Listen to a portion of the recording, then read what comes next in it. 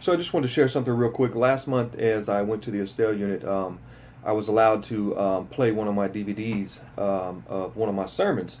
So I carried in The Ground is Level at the Foot of the Cross, and in there I talked about Paul, the meaning of his conversion, and things of that nature. Um, so one of the things that I talked about was how far Paul had traveled from Jerusalem to Damascus. It was 135 miles, and the point I had made was that he traveled 135 miles, but by the time he had got there, he was still so angry. It says that he was breathing threats, and so when I showed that, an inmate pulled me aside last month and he kind of gave me his testimony. And he told me, he said, man, I have been angry with God. It wasn't 135 miles, but it's been 6 years that I've been angry. And I wanted to share just a quick excerpt from his letter. It says, thank you once again for your service, bro. Like I said, you are real about what you do. I can pick up the phony ones off the bat. That sermon you showed us was meant for me, man. A few years ago, I used to admire Paul for his zeal before he fell off his high horse. That was when I was mad. That was when I was mad at God for my doings, for my failures, at happiness with the woman I thought he had for me.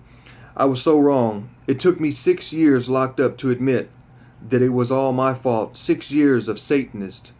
Then I fell off my high horse and decided to put the evil aside since it was wearing me down. You said, imagine how angry Saul must have been to travel 130 miles on foot or horseback and still be fuming enough to kill Christians. Well, imagine 6 years mad at God, persecuting Christians here, calling them wusses and fakes and hypocrites, etc.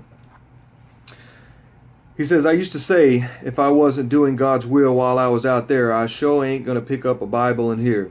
No, that's what cowards do. I'm going to toughen it up and do me. I'm still not hiding behind the Bible, but God has been calling, man. The question is, what does he want me to do? I have talents, but I have way more flaws. Foul-mouthed, vain, easily angered, fornicator, pornography lover. My 3 downfalls are guns, guitars, girls, and G-strings. The good thing is that I don't hide what I struggled with. I keep it real. I don't know what God has for me, bro, but I don't think it was a coincidence that I got to hear your sermon. The thing is that it is a constant fight against myself, to keep myself in line, not to let my temper show, to not act out irrationally and end up stabbing someone who wrongs me. So far, so good, but I need guidance. If you can do it, then so can I. And he just goes on to, basically ask me to kind of mentor him.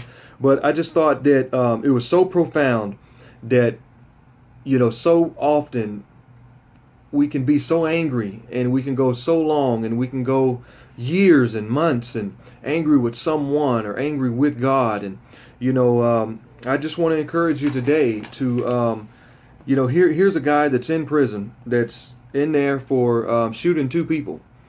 And the anger and everything took over him so long, and he has and God has showed up, and he has finally worked in his heart, and it is turning around for the better for this guy, and he is seeking the Lord with his whole heart.